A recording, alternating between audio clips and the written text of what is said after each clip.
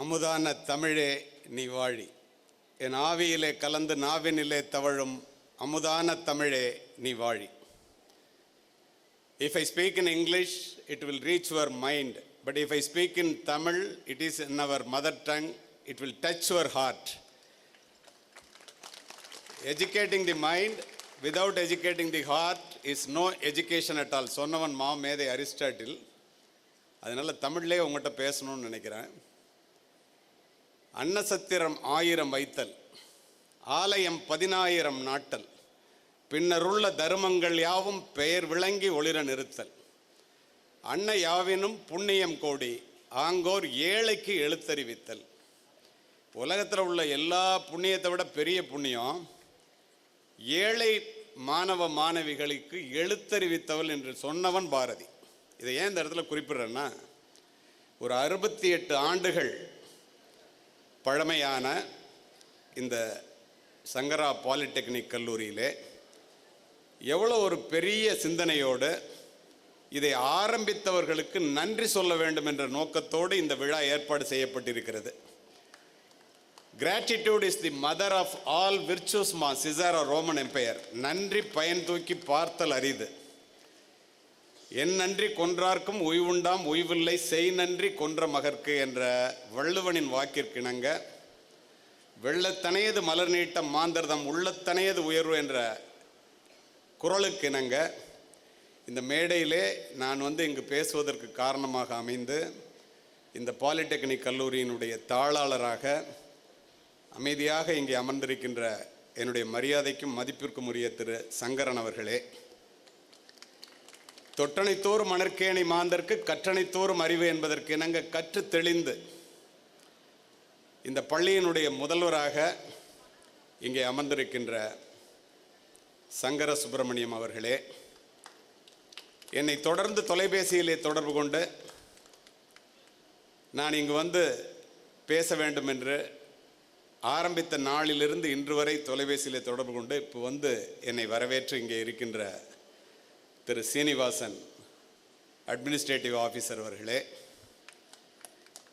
பல பணிகளுக்கு இடையிலும் என்னுடைய உரையை கேட்க வேண்டும் என்பதற்காக காக்கி உடையிலே இங்கே அமர்ந்திருக்கின்ற அருண்ராஜா உதவி ஆய்வாளர் அவர்களே, எல்லாவற்றுக்கும் மேலாக எனக்கு முன்னால் ஒரு அற்புதமான உரையை நிகழ்த்தி இங்கே அமர்ந்திருக்கின்ற மரியாதைக்குரிய திரு ராஜேந்திரகுமார் அவர்களே, அறிவு சுடர் கொண்டு அறியாமை இருளகற்றுகின்ற ஆசிரியர் பெருமக்களே, அதனினும் மேலாக இந்திய தேசத்தினுடைய எழில்மிக்க மாணவ செல்வங்களாக இங்கே அமர்ந்திருக்கின்ற மாணவ மாணவிகளே, உங்கள் அத்துணை பேருக்கும் இந்த ஃபவுண்டர்ஸ் தின விழாவில் என்னை அழைத்து சிறப்புரையாற்ற பணித்தமைக்கு என்னுடைய வணக்கத்தையும் நெஞ்சார்ந்த நன்றியையும் தெரிவித்துக் கொள்கின்றேன். எனக்கு கொடுக்கப்பட்ட நேரத்தை விட ஒரு நிமிடம் கூட நான் அதிகமாக பேச மாட்டேன். அதற்கு 2 காரணங்கள். ஒன்று, நான் காவல்துறை அதிகாரி. மற்றொன்று, பசித்தவனுடைய காதுகளில் பக்தியும் புகாது பசியும் புகாது என்பதை நான் முழுமையாக அறிந்தவன். ஆனால் அதை நீங்கள் பிரயோஜனப்படுத்தி கொண்டு கேட்டு அதை உள்வாங்கி கொண்டீர்களே, ஆனால் உங்கள் வாழ்க்கையில் அடுத்த நிலையை அடைவதற்கு அது உங்களுக்கு உபயோகமாக இருக்கும் என்பதில் மாற்று கருத்து இல்லாதவன் நான்.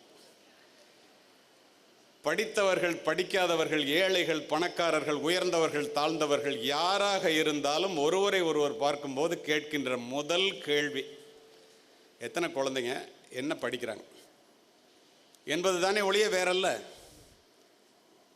ஏன் பணத்தை தேடி ஓடிக்கொண்டிருக்கின்ற இந்த காலகட்டத்தில் பணத்தை விட கல்வி பெரியதா? நிச்சயமாக பணத்தை விட கல்வி பெரியது. எப்படி தெரியுமா?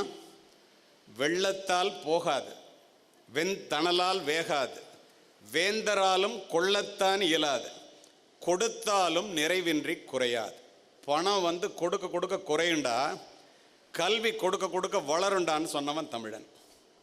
அது மட்டுமல்ல நண்பர்களே, அருமை மாணவ செல்வங்களே, கல்வி ஏழைகளுக்கு செல்வம், செல்வர்களுக்கு அணிகலன், வீட்டிற்கு விளக்கு, நாட்டிற்கு நன்மை, பெண்களுக்கு பாதுகாப்பு. இதை அறிந்த காரணத்தினால்தான் படிக்காமல் இருப்பதை விட பிறக்காமல் இருப்பதே மேல் என்று சொன்னவன் பேரறிஞன் பிளேட்டோ. இந்த உலகையே மாற்றக்கூடிய ஒரு ஆயுதம் உண்டு. அந்த ஆயுதத்தினுடைய பெயர் கல்வி என்று சொன்னவர் நெல்சன் மண்டேலா. பெற்ற பிள்ளை கைவிட்டாலும் கற்ற கல்வி கைவிடாது மகாத்மா காந்தி. அத்துணை பேரும் இந்த கல்வியை பற்றி இப்படி சொல்லியிருக்கின்றார்கள். கடைசி வரைக்கும் புரிஞ்சுக்கிறீங்க, எனக்கு ரொம்ப மகிழ்ச்சி. ஏன் கடைசி வரைக்கும் சொல்கிறேன் தெரியுமா? The best brain of the nation may be found in the last benches of the classroom. நன்றாக படிக்கின்ற பிள்ளைகளை விட நன்றாக படிக்காத பிள்ளைகளிடத்திலே அதிக அக்கறை காட்டுவது தான் மனிதர்களுடைய, ஆசிரியர்களுடைய குறிப்பாக சிறந்த பண்பு என்று நினைப்பவன் நான். இப்போ உங்கள்கிட்ட கல்வியை பற்றி சொன்னேன். இப்போ இந்த மேடையில் பாருங்கள், இங்கே உட்கார்ந்துருக்கிற எல்லாரையும், நான் உட்பட, முதல் வரிசையில் அமர்ந்திருக்கிறவர்கள், ஆசிரியர்கள் உட்பட, உதவி ஆய்வாளர் உட்பட, எல்லாரும் ஏன் மேடையிலையும் முன்னாலேயும் உட்காந்துருக்கோம்? மேடையில் அழைக்கப்பட்டதற்கு காரணம் என்ன? கண்ணுக்கு முன்னாடி பார்க்குறீங்க, எல்லாரும் பெரிய கோடீஸ்வரர்கள் என்பதாலா? அல்ல. பின் என்ன காரணம்? எக்குடி பிறப்பினும் யாவரே ஆயினும் அக்குடியில் கற்றோரை மேல் வருக வென்பர். எந்த ஜாதி மதம் குலம் அதெல்லாம் ஒன்றும் கிடையாது. நீ படிச்சுட்டேன்னா உன்னை மேடைக்கு வாடான்னு கூப்பிட்டே ஆகணும். நல்லா உள்வாங்கிக்கிறீங்க, மகிழ்ச்சி. அது மட்டும் இல்லை, அறிவுடை ஒருவனை அரசனும் விரும்புவான். அரியாசனத்தில் இருப்பவர்களிடம் சரி ஆசனம் தருவது கல்வி. மன்னரும் மாசர கற்றோனும் சீர்தூக்கின் மன்னரில் கற்றோன் சிறப்புடையோன். மன்னர்க்கு தன் தேசமல்லால் சிறப்பில்லை, கற்றோர்க்கு சென்ற இடமெல்லாம் சிறப்பும். யோசித்து பாருங்க, உண்டா இல்லையா? நான் உலகம் முழுவதும் போய் பேசுகிறேன். பிப்ரவரி 6வது மாதத்துலேருந்து 6ஆம் தேதியிலேருந்து 16வது தேதி வரைக்கும் அடுத்த மாதம் 3 இடத்துல பேசுகிறேன் யூஎஸில். எதுக்கு? என்ன காரணம்? யோசியுங்க. பெரிய வசதி வாய்ப்பு மிக்க பெரிய மனிதன் என்ற காரணத்தினால் நான் அழைக்கப்படுகிறேனா? இல்லையே. இப்போ நீங்கள் எல்லாம் இங்கே அத்தனை பேர் உட்காந்துருக்கீங்களே, எல்லாரும் பாலிடெக்னிக்கில் படிக்கிற சாதாரண மத்திய ஏழை குடும்பத்தை சேர்ந்த கவர்மெண்ட் எய்டட் காலேஜில் படிக்கிற நீங்கன்னு தெரிஞ்சுக்கிட்டு உங்கள்கிட்ட நான் பேச வந்திருக்கேன். உங்களுக்கு உங்கள் அம்மா அப்பாவுடைய சிறப்பு எந்த அளவுக்கு தெரியும்னு தெரியல. ஒன்றை உறுதிப்பட மனதிலே பதிய வைத்துக் கொள்ளுங்கள். ஆரம்பிக்கும் போதே என்ன தெரியுமா? அது உங்களை விட அறிவானவர்கள், உங்களை விட திறமையானவர்கள், உங்களை விட ஆற்றல் நிறைந்தவர்கள் ஆயிரக்கணக்கான பேர் கல்லூரியிலே காலெடுத்து வைக்க வேண்டும் என்று மனம் இருந்தும் கூட பணம் இல்லாத காரணத்தினால், குடும்ப சூழ்நிலைகள் சரியாக அமையாத காரணத்தினால் கல்லூரியில் காலெடுத்து வைக்க முடியாத பல பேரை நான் தொடர்ந்து காவல்துறை அதிகாரியாக முன்னர் இருக்கும் போதும், நாடறிந்த பேச்சாளனாக இப்போதும் பார்த்து கொண்டே இருக்கின்றேன். ஆனால் உங்களுக்கு இந்த வாய்ப்பு, இப்படிப்பட்ட அற்புதமான 68 ஆண்டுகள் பழமையான இந்த பாலிடெக்னிக் கல்லூரியிலே படிப்பதற்கு வாய்ப்பு கிடைத்ததற்கு முதல் காரணம் என்ன? உங்களுடைய அறிவா, ஆற்றலா, திறமையா, மதிப்பெண்களா? எல்லாமே 2ஆம் பட்சம். முதல் காரணம் என்ன தெரியுமா?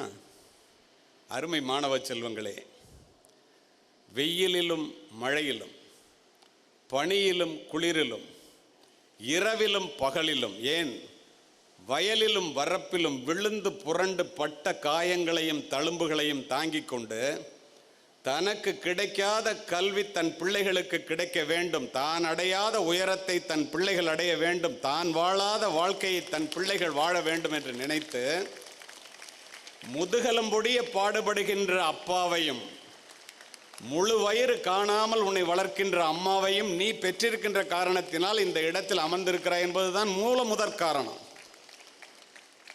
உங்களுக்கு தெரியுமா, உலகத்திலேயே துயரமான கண்ணீர் பெற்றோர்களினுடைய கண்ணீர், குறிப்பாக தாயினுடைய கண்ணீர்.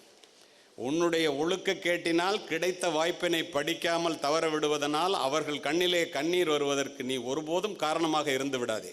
அதை விட துயரமான ஒன்று வாழ்க்கையில் இல்லவே இல்லை. இதை ஏன் சொல்கிறேன்? இந்த இடத்துல 2 உதாரணத்தை பதிவு செய்கிறேன். நான் உண்மை சம்பவங்களையே பதிவு செய்வோம். அருமை மாணவர்களே, இதே திருநெல்வேலி பகுதியிலே உங்களை மாதிரியே பாலிடெக்னிக் படிச்சுட்டு கிட்டத்தட்ட ஒரு 7 ஆண்டுகளுக்கு முன்னால் சவுதி அரேபியாவில் சென்று நான் உரை நிகழ்த்தி விட்டு ஜெத்தா விமான நிலையத்திலே நான் வந்து அமர்ந்திருக்கிறேன் விமானத்திற்கு திரும்ப இந்தியாவிற்கு வருவதற்காக. எனக்கு பின்னால் 2 பாலிடெக்னிக் படித்த மாணவர்கள். இந்த இடத்துல ஒன்றை சொல்லிடுறேன். படித்தால் வேலை என்ற நிலை இருந்தது, தேவையானதை படித்தால் வேலை நிலை என்று மாறியது. தேவையானதை படித்தால் மட்டும் போதாது, மல்டி டிசிப்ளினரி ஸ்கில் என்கிற உங்களுடைய திறமையோடு சேர்ந்த படிப்பு மட்டும்தான் உங்களுக்கு இப்போ எதிர்காலத்தை உண்டாக்கும். அதில் மாற்று கருத்தே இல்லை. இன்றைக்கு நாம் வாழ்வதும் இனிமேல் வாழப்போவதும் டிஜிட்டல் உலகத்தில் என்பதை மறந்து விடாதீர்கள். ஆர்டிஃபிஷியல் இன்டெலிஜென்ஸ் வந்துச்சு, ஆர்டிஃபிஷியல் ஜென்ரல் இன்டெலிஜென்ஸ் வந்துச்சு, ஆர்டிஃபிஷியல் சூப்பர் இன்டெலிஜென்ஸ் வந்துச்சு, குவாண்டம் கம்ப்யூட்டர் வந்துருச்சு. நீங்கள் என்ன படித்தாலும் ஆர்டிஃபிஷியல் இன்டெலிஜென்ஸை எந்த துறையிலே நீங்கள் எதை படித்தாலும் அதை எப்படி உபயோகப்படுத்துவது என்பதை நீங்கள் தெரிந்து கொண்டால் மட்டுமே இனிமேல் வாழ முடியும். இதை புரிந்து கொள்ள வேண்டியது நீங்கள். இப்போ அந்த 2 பையன் எனக்கு முன்னாடி வந்து உட்கார்றான். என்னை பார்த்துட்டு ஒரு பையன் வந்து கேட்டான், சார் நீங்கள் தான் கலிமூர்த்தியா சார், நான் உங்களோட ஒரு ஸ்னாப் எடுத்துக்கணும் அப்படின்னு சொன்னேன். எடுத்துக்கன்னு சொன்னேன். எடுத்து உட்கார்ந்த காரணத்தோடு இந்த பதிவு பேசும்போது நண்பன் அவனை கேட்குறான், 5 வருஷம் இந்த வேகாத வெயிலில் சவுதி அரேபியாவில் பச்சை மரம் பற்றி எரியும் பகலிலே, அப்படிப்பட்ட வெப்பம், தார் உருகி ஓடும், புழுதி புயல் அடிக்கும், அங்கே போய் வேலை பார்க்குறான். இங்கேருந்து 5 வருஷம் படாத பாடுபட்டு உன் தங்கச்சி கல்யாணத்தை நிச்சயம் பண்ணிட்டேன்னு கேள்விப்பட்டேன்டா, அதுக்கு தான் போறியா அப்படிங்கிறான். அதுக்கு தான்டா போகிறேங்கிறான். தப்பிச்சடா, இந்த வெயிலிருந்து தப்பிச்ச அப்படிங்கிறான். அப்போது அவன் சொல்கிறான், இல்லைடா தப்பிக்கலை, இன்னும் 2 வருஷம் நான் வந்து வேலை பார்க்கணும் அப்படிங்கிறான். ஏன்டா திரும்ப வர்ற, இதான் கல்யாணத்துக்கு தானடா வந்த, அதான் எல்லாம் ஏற்பாடு பண்ணிட்டிய பணம்லாம். அவன் சொல்கிறான், என் தங்கச்சி கல்யாணத்துக்கு யாரை மாப்பிள்ளை ஃபிக்ஸ் பண்ணமோ அந்த பையன் கடைசி நேரத்தில் அவங்க குடும்பத்தில் 10 பவுன் நகை வேணும்னு கேட்டுட்டாங்கடா, என்ன பண்ணுறதுனே தெரியல. ஷேக்குங்கிறான். ஷேக்குக்கிட்ட போய் கேட்டேன், 2 லட்ச ரூபா தர்றேன்ட்டாரு. ஆனால் 2 வருஷம் திரும்ப வேலை பார்க்கணுன்னு எழுதி வாங்கிட்டாருடா, அதனால நான் திரும்பி வரணும் அப்படிங்கிறான். ஐயோங்கிறான் அவன். 2 பேரும் இப்படி பேசிகிட்டு இருக்கும்போதே ஒரு செயின் எடுத்து காமிக்கிறான். இதாண்டா என்னுடைய தங்கச்சிக்கு நான் இப்போ வாங்கின செயின், இதுக்கு தாண்டா 2 லட்ச ரூபா வாங்கினேன், இது எங்கள் அப்பாவுக்கு சட்டை, என் தம்பிக்கு வந்து வாட்ச், அப்படியே சொல்கிறான். அவன் கேட்குறான், உனக்கு என்னடா வாங்கினேன்னு கேட்குறான். டே, இங்கே ஒவ்வொரு ரூபாய்க்கு நம்ம என்ன பாடுபடுறோம், ஒரு திரமாக அந்த நாட்டினுடைய நாணயத்தை சம்பாதிக்கிறதுக்கு எவ்வளவு நம்ம கஷ்டப்படுறோம். நமக்கு என்னடா, அங்கே போய் ஒரு 50 ரூபாய்க்கு ஒரு சட்டை வாங்கினா போதுண்டா, நம்ம தங்கச்சி கல்யாணம்டானா. நான் உடனே அவனை அப்படி தட்டி கொடுத்து திரும்பி இப்படின்னு கை காமிச்சேன். விமானத்துக்கு அழைப்பு வந்தது, எல்லாரும் உள்ளே போயிட்டோம். பிஸ்னஸ் கிளாஸ், எக்கானமி கிளாஸ் உள்ளே பேசணும்னு நினச்சா என்னால் பேச முடியல. இந்தியாவில் வந்து இறங்கணுன்னு மெட்ராஸ் ஏர்போர்ட்டில் எனக்கு முன்னாடி லக்கேஜ் எடுத்துட்டான். அவனை ரிசீவ் பண்ணுறதுக்கு ஒரு அப்பா வந்திருக்கார். இடுப்பில் மட்டும் வேஷ்டி, தோளில் ஒரு துண்டு, எப்படியெல்லாம் உழைத்து களைத்து போன ஒரு மனிதன். ஒரு நல்ல ட்ரெஸ்ஸோடு அவனோட தங்கச்சின்னு நினைக்கிறேன் அந்த கல்யாண பொண்ணு வந்திருக்கு. அப்படியே வந்து இவனை கட்டி பிடிச்சிக்கிட்டு, 5 வருஷம் வரலையேப்பா, இழைச்சி கருத்து துரும்பா போயிட்டியடா, என்னால் தானடா உனக்கு இந்த கஷ்டம் அப்படிங்கிறான். அவங்க அந்த அப்பாவோட கண்ணீரை துடைக்கிறான். அந்த தங்கச்சி வந்து பிடிச்சிட்டு அவனை கையை பிடிச்சிட்டு, அண்ணே என் கல்யாணத்தினால இப்படி ஆகிட்டே என்ன அப்படிங்கிறான். அதை அப்படியே தட்டி கொடுத்துட்டு இவன் கண்ணில் தண்ணி கொட்டுது. இவன் அப்படியே திரும்பி அவன் ஃப்ரெண்டை பார்க்குறான். அது சொன்ன செய்தி என்ன தெரியுமா, இந்த பாசத்திற்காக எத்தனை ஆண்டுகள் வேண்டுமானாலும் பாலைவனத்திலே வேலை செய்வதற்கு நான் தயார். இதான் அவன் கற்றுக்கிட்ட ஒழுக்கம், இதான் அவன் கற்றுக்கிட்ட பாசம், இதுதான் நான் தெரிஞ்சது. நான் உடனே போய் அவனை அப்படியே தோளில் தட்டிட்டு, எல்லோரும் பார்க்குறாங்க விமான நிலையத்தில். அந்த அப்பாக்கார்ட்ட சொன்னால் அவருக்கு என்ன தெரியாது, நீங்கள் உண்மையிலேயே கொடுத்து வச்ச அப்பான்னு. டப்புன்னு என் கையை பிடிச்சான். எங்கள் அப்பா கொடுத்து வச்சவர் இல்லை சார், நாங்கள் தான் சார் கொடுத்து வச்சவங்க. ஏன் தெரியுமா சார், எங்கள் அம்மாவுக்கு நானும் என் தங்கச்சியும் ட்வின்ஸு சார், பெத்து போட்டுட்டு செத்து போயிட்டாங்க சார். எங்கள் அப்பா வேறு கல்யாணமே பண்ணிக்கல சார், பிள்ளைகளோட வாழ்க்கை தான் வாழ்ந்தார் சார். இப்போ சொல்லுங்கள் சார், யார் கொடுத்து வச்சவங்க? நான் சொன்னேன், 2 பேருமே கொடுத்து வச்சவங்க தான்ப்பா. டேய், நீ என்ன சவுதி அரேபியாவில் வந்து ஜெத்தா விமான நிலையத்தில் நீ ஒரு செல்ஃபி எடுத்துட்டா, உன்னோட நான் ஒரு செல்ஃபி எடுத்துக்கிறேன்டா. இப்படி ஒரு பையன் இருக்கிறத உலகத்தில் நான் போய் எல்லார்ட்டையும் சொல்லணுன்ட்டு வெளியில் மனத்தாங்களோடு வெளியிலே வந்தேன். இது ஒரு நிகழ்வு. என்ஜினியரிங் படிக்கிறான். நான் சொல்லுவது அத்துணையும் சமீபத்திலே நடந்த நிகழ்வுகள். கணவனை இழந்த விதவை தாய் 10 பாத்திரம் தேய்ச்சி படிக்க வைக்கிறாங்க. இருக்கிற காணி நிலத்தில் பாதியை விற்று புதுக்கோட்டைக்கு போகிற வழியில் வீடு, திருச்சி விமான நிலையத்திலேருந்து புதுக்கோட்டைக்கு போகிற வழியில் அந்த பணத்தை கொடுத்து யாரையோ பிடிச்சி சிங்கப்பூரில் ஒரு என்ஜினியர் பார்க்குற வேலையை வாங்கி கொடுத்துட்டாங்க. 2 வருஷம் வந்துட்டு போனால், 3வது வருஷம் தொலைபேசியில் பேசினா, 4வது வருஷம் அந்த தாயிட்ட பேசவே இல்லை. இந்த அம்மா யார்கிட்டையோ பிடிச்சி ஃபோன் நம்பரை வாங்கி பேசுது, வந்து கல்யாணம் பண்ணிக்கடா, ஒரு பேர பிள்ளையை பார்த்துட்டு செத்து போகிறேன், எல்லா அம்மாவும் சொல்கிறது. அவன் சொல்கிறான், நீ வந்து நான் சொன்னதை கேட்டால் நான் கல்யாணம் பண்ணிக்குவேன், இல்லைன்னா இந்தியாவுக்கு வரமாட்டேங்கிறான். நீ என்ன சொன்னாலும் கேட்குறேன்டா, பெத்த மனம் பித்து பிள்ளை மனம் கல். அந்த பையன் வர்றான், இருக்கிற கொஞ்சம் மீதி காணி நிலத்தில் பாதி இருக்கிறத விற்க சொல்கிறான், வீட்டை விற்க சொல்கிறான். ஏன்டா இதெல்லாம் விற்க சொல்கிறேன்னு அவங்க மாமா கேட்குறான். நீ இதில் தலையிடாதங்கிறான். மாமாக்கார அக்காட்டத்தை சொல்கிறாரு, போனோம் இறந்து போனால் போட்டு அழுகிறதுக்கு வீடு இல்லை. அவர் சொன்னதை அப்படியே சொல்கிறேன், வீட்டை ஏண்டி விற்கிறேன்னு, பிசாமரி என் புள்ள அப்படின்னு விற்று எல்லா பணத்தையும் கொடுக்குறாரு. நீ சிங்கப்பூருக்கு என்னோட வா. இந்த அம்மா நினைக்குது சிங்கப்பூர் போனால் தன்னை பெத்த தாய் கல்யாணம் பண்ணிக்குவான், அவன் பேரப்பிள்ளையை பார்க்கலாம், நம்ம சிங்கப்பூரை பார்க்கலாம். ஏழை மனதல்லவா. அழைச்சிக்கிட்டு திருச்சி விமான நிலையத்துக்கு வர்றான். எப்படி பின் ட்ராப் சைலண்டாக கேட்குறீங்க பாருங்கள், இதுதான் சொல்ல தூண்டுது. உட்கார வைக்கிறான் வெளியில். நான் டிக்கெட் எடுத்துகிட்டு வரேன்னு பெத்த தாயை உட்கார வச்சுட்டு போகிறான். அங்கே போய் டிக்கெட் எடுக்கலாமானே தெரியாது அந்த அம்மாவுக்கு. உள்ளே போகிறான், 7:30 மணிக்கு அது உட்காருது. 12:30 மணி வரைக்கும் அவன் வரல. என்கிட்ட ஒர்க் பண்ண இமிக்ரேஷனில் வேலை பார்த்த மணிராஜ் அப்படின்னு ஒரு இன்ஸ்பெக்டர் சிசிடிவியில் பார்க்குறாரு. ஒரு அம்மா 5 மணி நேரமாக அசையாமல் உட்காந்துருக்கு. பரிதாபப்பட்டு ஒரு காஃபி வாங்கிட்டு எல்லா விமானமும் வந்துடுச்சு, எல்லா விமானமும் போயிடுச்சு, என்னடா இந்த அம்மா உட்காந்துருக்கேன்னு போய் ஏர்போர்ட் ஆஃபீஸர்கிட்ட சொல்லி அவரையும் அழைச்சிட்டு போய் கொடுக்குறாங்க. அந்த அம்மா சொல்லுது, நான் பசி தாங்கிக்குவேன்ப்பா, என் புள்ள பசி தாங்க மாட்டான், கூட்டமாக இருக்க போல் இருக்கு டிக்கெட் எடுக்கிற இடத்துல, அவனுக்கு போய் கொடுங்கங்குது. பேர் என்னம்மான்னு கேட்டுட்டு சண்முக சுந்தரம்னு சொன்னோன்னே போய் பார்க்குறாங்க. அவன் 11:30 மணிக்கு சிங்கப்பூரில் இறங்கி வெளியில் போயிட்டான். இதற்காகவா உங்களை பெற்கிறார்கள், இதற்காகவா உங்களை வளர்க்கிறார்கள்? இருவேறு துருவங்கள், யாரை போல் இருக்க வேண்டும் என்பதை நீ முடிவு செய்து கொள். தாயிலிருந்து தான் தலைமுறை தொடங்குகிறது. ஒவ்வொரு தாயும் ஒரு வரலாறு. தலைமுறை மாற்றத்தை உருவாக்கக்கூடிய தகுதி படைத்தவள் இந்த உலகத்தில் தாய் மட்டுமே. மாதா வயிறறிய வாழா ஒரு நாளும் என்கிறார் வாரியார். மாதாவை ஒரு நாளும் மறக்க வேண்டாம் என்கிறது உலக நீதி. அன்னையும் பிதாவும் முன்னறி தெய்வம் என்கிறது கொன்றை வேந்தன். யார் இல்லை என்றால் இந்த உலகத்திலேயே நீ பிரவேசித்திருக்கவே முடியாதோ, யாரை இழந்து விட்டால் நீ திரும்ப பெற முடியாதோ, அவருடைய பேய் தானடா தாய். விவேகானந்தர் சொல்றாருங்க, 10 மாதம் உன்னை சுமந்து புரண்டு படுத்தால் கூட உனக்கு வலிக்குமே என்று, உனக்கு வேண்டியதை உண்டு தனக்கு வேண்டியதை வெறுத்து, நீ பிறப்பதற்கு முன்பே உனக்காக இறைவனிடத்திலே வேண்டிய ஒரே ஒரு உன்னதமான ஜீவன் இந்த உலகத்தில் உண்டென்றால் அது உன்னை பெற்ற தாயை தவிர யாரும். இதை கூட தெரிஞ்சுக்காம படிப்பு எதுக்கு?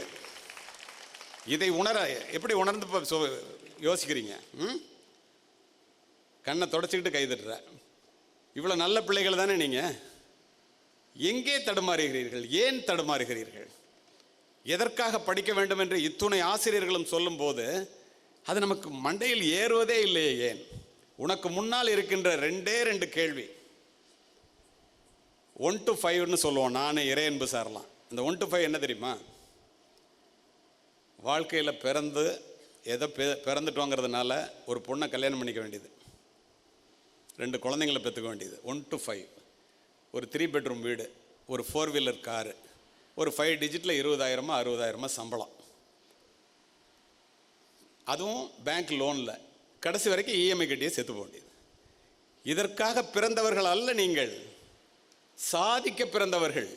அத்துணை பேரிடம் திறமை ஒளிந்து கிடக்கிறது. தேடி சோறு நிதந்தின்று பல சின்ன சிறு கதைகள் பேசி, மனம் வாடி துன்பமிக உழன்று பிறர் வாட பல செயல்கள் செய்து, நரை கூடி கிளப்பருவம் மீதி கூடும் கூற்றுக்கு இறையென பின் மாயும் பல வேடிக்கை மனிதரை போல் நான் வீழ்வேன் என்று நினைத்தாயோம் பாம் பாரதி. பிறந்தோம் வளர்ந்தோம் சாப்பிட்டோம் கல்யாணம் பண்ணிட்டோம் பிள்ளைய பத்துட்டோம் வயசாயிடுச்சு செத்து போயிட்டோம். அதற்காகவா கொடுக்கப்பட்ட வாழ்க்கை இது? நத்தமக்கு வாய்த்தது ஈத்தோர் பிறவி மதித்திடும் என்பார் அப்பர் தேவாரத்தில். அது மட்டுமா? ஏதோ வந்து பிறந்து விட்டோமே என்று வாழாமல் இனி ஒரு முறை பிறக்கப் போவதில்லை என்று நினைத்து வாழ்பவர்களே சாதிக்கிறார்கள். எந்த துறையாக இருக்கட்டும், நீ என்ன வேண்டுமானாலும் படி. அதனால தான் நம்முடைய முன்னோர்கள் சொன்னாங்க, ஓதாமல் ஒரு நாளும் இருக்க வேண்டாம். ஒரு நாள் கூட படிக்காமல் இருக்காத. உலக நீதிங்க அது. இளமையில் கல். சின்ன வயசில் படிச்சிருக்கேன் நான். 58 வயசில் 68 வயசில் எம்ஏ பிஹெச்டின்னு கை தட்டினீங்களே. நான் இந்த வயசில் இப்படி படிக்கும்போது நீங்கள் இப்போ இருக்கிற வயசில் என்ன படிக்கணும் யோசிங்க. கைத்தட்டுறதை முக்கியம். நீ யோசித்து பாருங்கள். பாராட்டுக்கள், நன்றி. உங்களை கைத்தட்டுற இடத்துக்கு நீ எப்போ வருவ யோசியுங்கள். இப்போ உங்கள் எல்லாரையும் நான் பார்க்குறேன், அத்துணை ஆர்வமாக இதை உள்வாங்கிக் கொள்ளுகிறீர்கள். இன்னும் ஆங்கிலத்தில் சுருக்கமாக புரிகிற மாதிரி சொல்லணும்னா, ஐ see something in you. I don't know what it is. You have to find it out. You and I are unique. But all of us have something special that makes you beautiful. Do you know what makes you special? When you find it out, you are successful. தமிழில் சொல்கிறேன். உங்கள் எல்லாரையும் நான் பார்க்குறேன். மிகப்பெரிய திறமை ஏதோ ஒன்று உங்களிடம் ஒளிந்திருக்கிறது என்பது மட்டும் உங்களுடைய ஆர்வ முகத்தில் தெரியும் போது எனக்கு தெரிகிறது. அது என்னன்னு எனக்கு தெரியாது, உனக்கு தான் தெரியும். உன்னிட்ட இருக்கிற திறமை என்னன்னு உனக்கு தான் தெரியும். ஆனால் ஏதோ திறமை இருக்குன்னு எனக்கு தெரியுது. அது வெளிப்படும் போது தான் ஆசிரியர்களுக்கு தெரியும். அது என்னன்னு கண்டுபிடிச்சிட்டேன்னா, கண்டுபிடித்த மாத்திரத்திலேயே நீ முதல் வெற்றிப்படியிலே காலை வைக்கிற. கண்டுபிடிச்சா போதுமா? அதுக்கப்புறம் என்ன செய்யணும்? அருமை மாணவர்களே, மாணவிகளே, take up an idea, make that one idea your life, think of it, dream of it, live on that idea. Let your brain, muscles, nerves and every part of your body be full of that idea. That is the way to success. வெற்றி அதன் விலையை தர தயாராக இருப்பவர்களுக்காக ஒதுக்கி வைக்கப்பட்டிருக்கிறது. மாணவ செல்வங்களே, என்னை பொறுத்தவரை அந்த வெற்றியின் விலை வியர்வை என்பதை மறந்து விடாதீர்கள். எவன்லாம் வியர்வை சிந்துறதுக்கு, கஷ்டப்படுறதுக்கு ரெடியாக இருக்கியோ, உன்னை வெல்ல எவனும் இல்லை. இந்த மாதத்திலே இன்று உங்கள் முன் நின்று பேசிக்கொண்டிருக்கின்றேன். 30ஆம் தேதி நான் பேசுகின்ற 21வது கூட்டம் இது. எப்படி சாத்தியம்? இன்று முடித்துவிட்டு லா காலேஜ் சேலத்தில் பேசிட்டு நாளைக்கு திருநெல்வேலிக்கு திரும்ப வரணும். பார்த்தவுடன் மகிழ்ச்சியாக வரவேற்கிறீர்களே.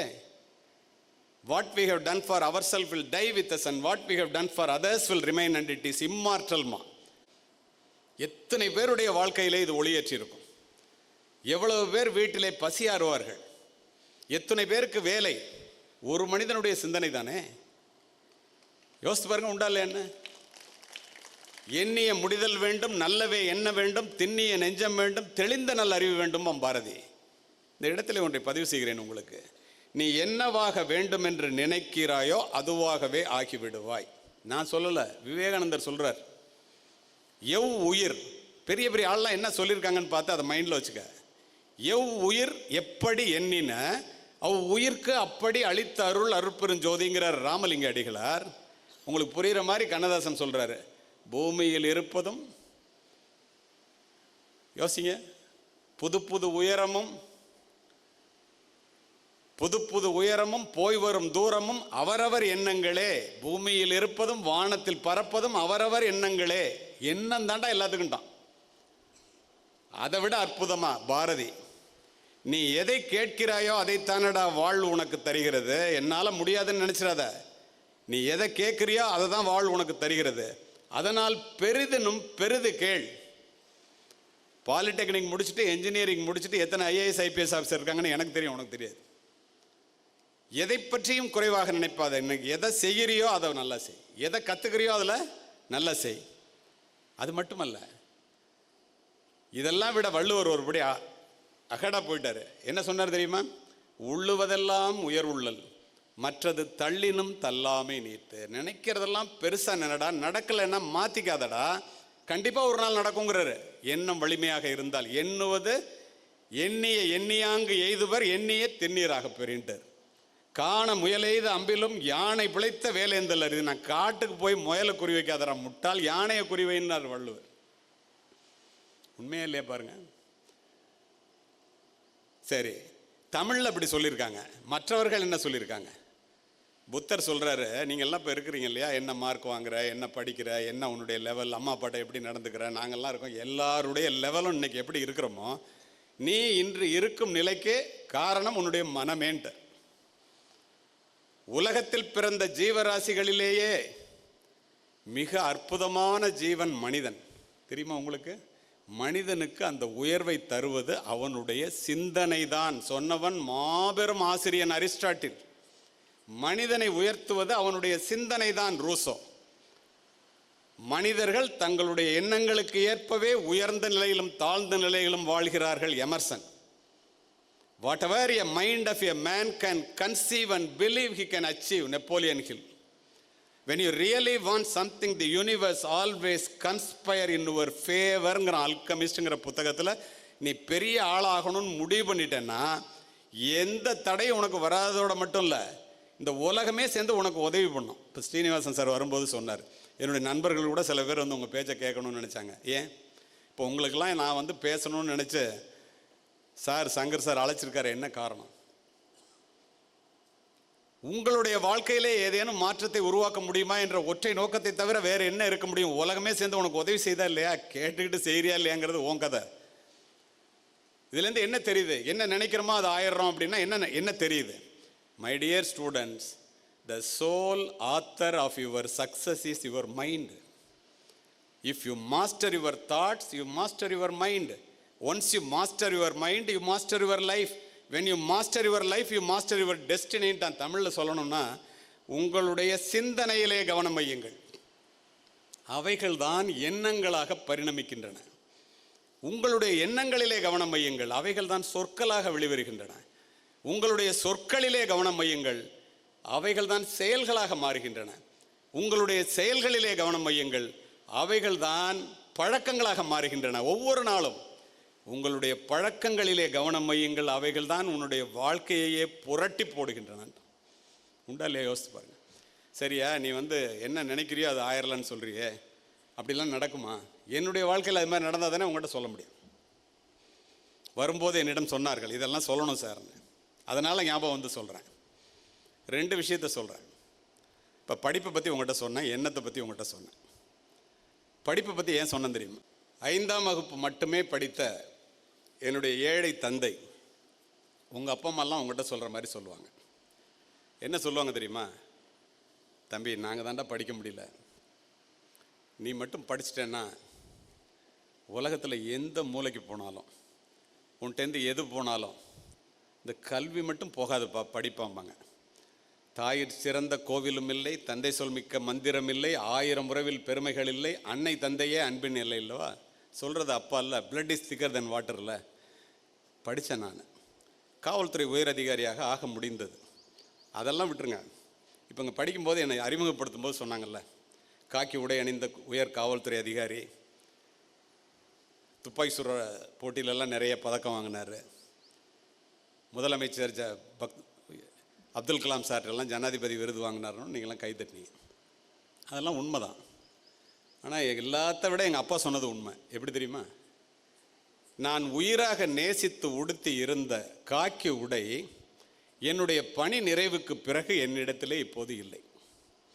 நான் உயிரை பணயம் வைத்து வாங்கிய கேலண்ட்ரி மெடல் என்று சொல்லக்கூடிய ஜனாதிபதி பதக்கம், அப்துல் கலாம் அவர்களிடம் வாங்கிய பதக்கம் கூட என்னுடைய மார்பகத்தை இப்போது அலங்கரிக்கவில்லை.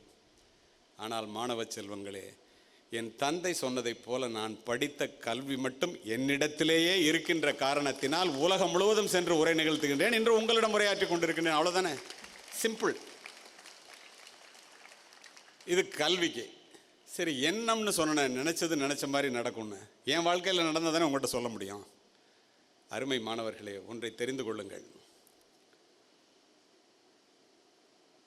உங்களை விட ஏழ்மையான குடும்பத்தில் ஒரு நாட்டுப்புறத்து ஏழை சிறுவனாக நான் கல்லூரிக்கு செல்லும்போது தஞ்சை மாவட்டத்தில் மன்னர் சரபோஜி அரசனர் கல்லூரியிலே படித்தவன் நானும் என்னை விட ஏழ்மையான நிலையில் இருக்கின்ற என்னுடைய நண்பனும் காலேஜ் போகும்போது எஸ்பி பங்களாவும் கலெக்டர் பங்களாவும் பக்கத்தில் இருக்கும்.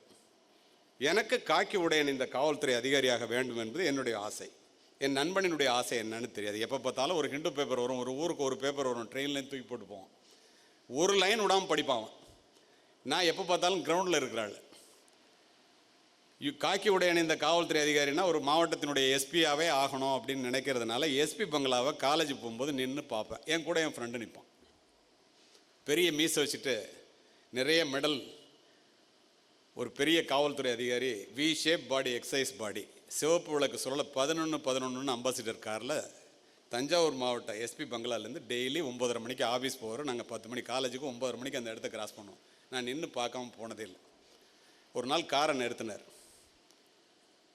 ஏன்டா நீங்கள் 2 பேரும் காலேஜுக்கே போகிறது இல்லையா, தினம் அங்கே நிற்கிற, என்னடா பண்ணுற அப்படின்னு கேட்டார். நான் உடனே சொன்னேன், சார் உங்களை மாதிரி ஆகணும்னா என்ன சார் பண்ணணும்? என்ன மாதிரியா? கதவை திறந்துட்டு இறங்கினார். முதல்ல அப்படி ஒரு தட்டி கொடுத்து, நீ என்சிசியில் போய் சேர்றான்னாரு. இந்த திருநெல்வேலி மாவட்டத்தில் இந்த பாலிடெக்னிக்கில் மட்டும்தான் என்சிசி இருக்குங்கிறது மட்டும் எனக்கு தெரியும்.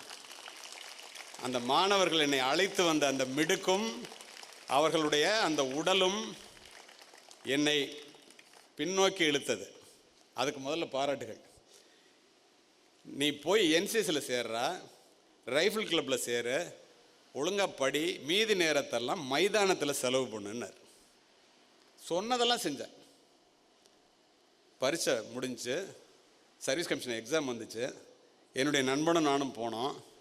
அப்போ first batch service commission batch. நாங்கள் எனக்கு கிடச்சிருச்சு, அவனுக்கு கிடைக்கல.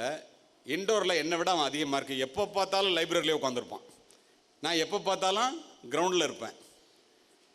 அவன் கிடைக்காத பற்றி கவலையே படலை. எனக்கு ஒரே ஆச்சரியம், நம்மளை விட புத்திசாலியமா இவன் எனக்கு எப்படி கிடைக்கலன்னு பெரிய ஆச்சரியம்.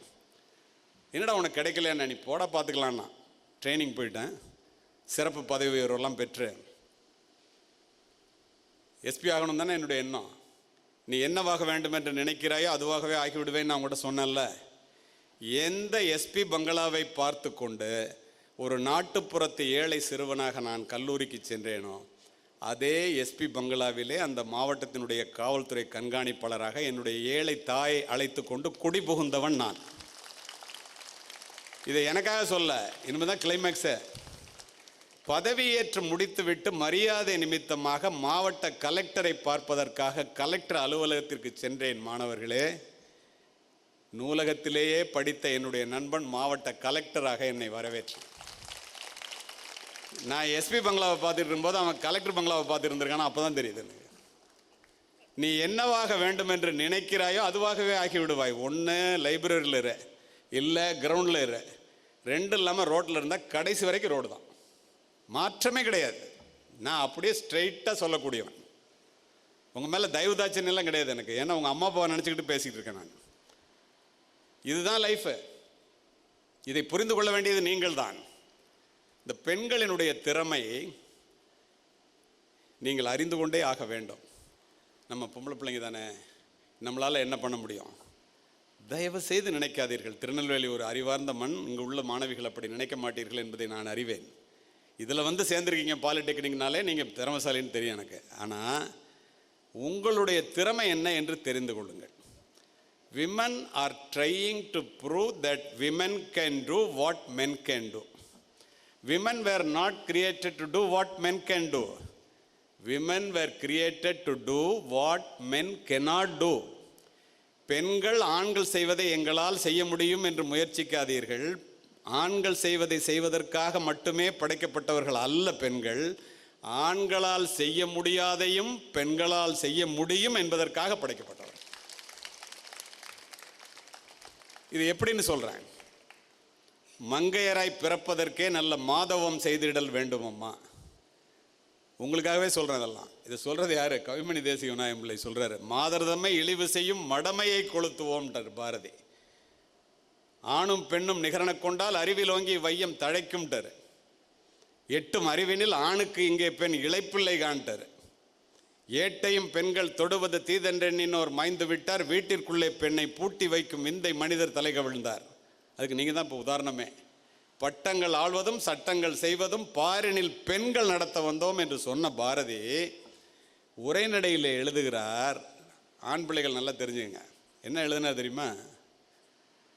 பெண் என்பவள் குருட்டு ஆண் தனத்தால் தொட்டுணர முடியாத அற்புத யானை, கண்டுணர முடியாத பேரொளி, அதனால் யாதுமாகி நின்றாய் காளின்னு தெய்வத்திற்கு நிகராக பெண்ணை ஒப்பிட்டவன் பாரதி. இதை விட ஒருபடி மேலே போய் திருவிக்க, ஆண் எனும் அரக்கனாக பிறப்பதை விட பெண் எனும் பெரும் தெய்வமாக பிறப்பதுவே மேல் என்று பதிவு செய்தார். ஏன் இவங்கெல்லாம் இப்படி சொல்லிட்டு போனாங்க? நீங்களாம் என்ன நினைப்பீங்க? என்ன சாதாரணமாக எந்த துறையில் போனாலும் நம்மளுக்கு எல்லாம் தெரியும், பொம்பளை பிள்ளைங்களுக்குலாம் என்ன தெரியும் அப்படின்லாம் நிறைய பேர் நினைக்கிறது உண்டு. இப்போ அது மாதிரி நினைக்கிறீங்களான்னு தெரியல. முற்றிலும் அது தவறு என்பதற்கு 2000 ஆண்டுகளுக்கு முன் பதிவு செய்தவன் ரொம்ப அறிவார்ந்த மக்கள்கிட்ட பேசிகிட்டு இருக்கேன், அதனால் அதை சொல்கிறேன். அத்தி மலரும் அருங்காக்கை வெண்ணிறமும் கத்து புனல் மீன்பதமும் கண்டாலும் பித்தரே காணார் தெரியல் கடவுளரும் காண்பரோ மானார் விழியார் மனம். என்ன அர்த்தம் தெரியுமா? அத்தி பூவை பார்த்துடலாமா, வெண்மை நிற காக்கையை பார்த்துடலாமா, மீன் நீரிலே நீந்தி போகின்ற தடத்தை கூட பார்த்து விடலாமா. ஆனால் ஞானிகளுக்கே தெரியாதான், கடவுளுக்கு தெரியுமான்னு சந்தேகமா. எது தெரியுமா? மான் போன்ற விழிகளை உடைய மங்கையரினுடைய மனதை அறிந்தவன் இந்த உலகத்தில் எவனும் இல்லைன்ட்டான். ஆனால் நம்ம என்ன நினைக்கிறோம், எவ்வளோ முட்டாள்தனம் பாருங்க. ஒரு உதாரணம் சொல்கிறேன். இப்போ இங்கே படித்தாங்க, இங்கே சொன்னதை வச்சே நான் பேசுகிறேன். இப்போ 3 முறை அகில இந்திய போட்டிகளிலே துப்பாக்கி சுடுதலிலே தங்கப்பதக்கம் பெற்றவர்னு நீங்கள்லாம் கைதட்டினீங்க. ஜெயிச்ச கதையை மட்டும்தான் அதில் எழுதியிருக்காங்க. தோத்ததெல்லாம் உங்களுக்கு நான் சொல்லணும்ல. தோல்வியே அடையாத வெற்றியாளன் யார்? Your merits are judged only by the results you have produced, not by the efforts you have taken என்று சொல்லுவார்கள். தமிழில் சொல்லணும்னா, ஓடுகின்ற குதிரையிலே ஜெயிக்கின்ற குதிரையை பற்றி மட்டுமே பேசுகின்ற உலகம் இது. முயற்சிக்கு முன்னால் வருகின்ற தயக்கமும் வெற்றிக்கு பின்னால் வருகின்ற மயக்கமும் ஒரு மனிதனுடைய முன்னேற்றத்தை கொன்றுவிடும். ஜெயிக்கும் வரை அமைதியாக இரு, ஜெயித்த பிறகு அடக்கமாக இரு. நீ நிரூபித்தால் அங்கீகரிக்கப்படுவாய், நிரூபிக்காவிட்டால் நிராகரிக்கப்படுவாய். வாய்ப்பு வந்து தட்டும் போது தூங்கினேன், வந்து விட்டு போன பின்பு ஏங்கினேன்னா ஒன்றும் ஆகாது. இதெல்லாம் உங்களுக்கு நான் சொல்கிற மாதிரி எனக்கு சொல்லித்தரதுக்கு ஆள் இல்லை. ஒவ்வொரு தடவை அந்த தங்கப்பதக்கம் ஆல் இண்டியா போட்டியில் போய் வாங்கும் போதும் ஃபைனலில் எனக்கும் அச்சுதன் நாயர்னு ஒருத்தர் வருவார், கேரளாவை சேர்ந்த ஐபிஎஸ் ஆஃபீஸர். 2 பேருக்குள்ள ஒரு 1/2 மார்க் வித்தியாசத்தில் நான் ஜெயிப்பேன். எனக்கு இதெல்லாம் தெரியாதுன்னு சொன்னால அவர் ரொம்ப அலட்சியமாக பார்ப்பேன். ஏன்னா நான் கோல்டு மெடல் வாங்கிட்டேன். இத்தனைக்கு அவர் சில்வர் மெடல் வாங்குவார். அவர் தலையை கீழே போட்டு அவர் பாட்டு போய்டுவார், ஒரு வார்த்தை கூட பேச மாட்டார். Matured man. 4வது தடவை போகும்போது உங்களுக்கு புரிகிற மாதிரி சொல்லணும்னா, 50 கஜ தூரத்தில் டார்கெட் இருக்கும், பிஸ்டல் 6 ரவுண்டு ஃபயர் பண்ணணும். புல்லில் அடித்தா 5 மார்க், இன்னரில் அடித்தா 3 மார்க், அவுட்டரில் அடித்தா 1 மார்க். ஒவ்வொரு தடவையும் 1/2 மார்க் 1 மார்க் நான் கூட வாங்குவேன். அவர் எகத்தலமாக பார்த்துட்டு போவேன். 4வது தடவை போகும்போது ஃபைனல் நாக் அவுட் சிஸ்டம், எல்லோரும் அவுட் ஆகிட்டாங்க. என்னோட போட்டிக்கு வந்து அச்சுத நாயர் எங்கேன்னு கேட்டேன். ரிட்டையர்ட் ஆகிட்டாருன்னு. எனக்கு ஒரே மகிழ்ச்சி, நமக்கு போட்டியே இல்லையே. நான் சொல்கிறது 50 வருஷத்துக்கு முன்னாடி. இப்போ உள்ள ஃபெசிலிட்டிஸ்லாம் அப்போ கிடையாது. துப்பாக்கி இருக்கும், டார்கெட் இருக்கும், அவ்வளோதான். கண்ணில் காதிலெல்லாம் மாட்டிட்டு சொல்கிற வேலையெல்லாம் கிடையாது. இப்படிப்பட்ட ஒரு சூழ்நிலையிலே 6 அடி உயரத்தில் ஒரு பெண்களுக்காக இந்த பதிவுன்னு சொன்னேன்ல, நான் தாண்டா உன்னோட ஃபைனலுக்கு சுட போகிறேன், பாக்கியெல்லாம் ஜெயிச்சுட்டு வந்திருக்கேன்னுச்சு. எனக்கு என்னென்னா, 50 ஆண்டுகளுக்கு முன்னர் ஒரு துப்பாக்கி சுடுற போட்டியில், படிக்கிறதே பெண்கள் படிக்க முடியாத நேரத்தில் எப்படி ஒரு பெண் நம்மளை ஜெயிக்க முடியும்? 3 தடவை கோல்டு மெடல் வாங்கினேன், ஒரு நாளைக்கு 20-25 ரவுண்டு ப்ராக்டிஸ் பண்ணுவேன் நான் என்ற எகத்தாளத்தோடு. டாஸ் போடுவாங்க, யார் முன்னாடி சுடுறது அப்படின்னு. டாஸ்லாம் வேண்டாம் சார், நான் சுடுறேன் அப்படின்னேன். அந்த பொண்ணை பயமுறுத்துறேன் நான். அது இப்படி உட்காந்துட்டு சொன்னிச்சு, சுடுங்க அப்படின்னுச்சு. நான் சுட்டேன். 6க்கு 5 ரவுண்டு புல்லு, 1 ரவுண்டு இன்னர். திரு வால்டர் தேவாராம் அவர்கள் சொன்னார், நீ தாண்டா ஜெயிப்ப அப்படின்னாரு. நம்பி வந்து உட்காந்தேன். அந்த பொண்ணு போணுச்சு. அப்படி துப்பாக்கியை எடுத்ததை பார்த்தோன்னே எல்லோரும் வித்தியாசமாக பார்த்தான். 6 ரவுண்டு என்னை விட குறைவான நேரத்தில் சுட்டுச்சு. அந்த பொண்ணும் 6க்கு 5 round full, 1 round inner. Walter Devaram sir சொன்னார், just you go and see the target. இப்போல்லாம் அப்படி அமுக்குனா டார்கெட் பக்கத்தில் வந்துடும், அது மாதிரிலாம் இல்லை. அப்போ போய் பார்க்கணும். போய் பார்த்தா எனக்கு பயம் வந்துருச்சு. என்னுடைய துப்பாக்கி குண்டுகள் துளைத்ததை விட அந்த பெண்ணினுடைய துப்பாக்கி குண்டுகள் துளைத்தது மிகவும் நெருக்கமாக, குரூப்பிங்னு சொல்லுவோம். என்னடா நம்ம தோற்றுருவோம் போல் இருக்கேன்னு எனக்கு பயம் முதல் முறையாக வருது. திரும்பி யோசிச்சுட்டே வந்தேன்.